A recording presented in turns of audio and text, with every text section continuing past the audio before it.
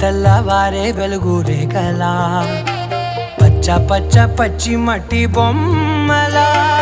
అల్లి బిల్లి వెన్న పాల నురగలా అచ్చ తెలుగు ఇంటి పూల కొమ్మలా దేవదేవుడే పంపగా ఇలా దేవతే మా ఇంట అడుగే పెట్టెనంట బ్రహ్మ కళ్ళలో కాంతులే మా అమ్మలా మా కోసం మళ్ళీ లాలి పాడేనంట.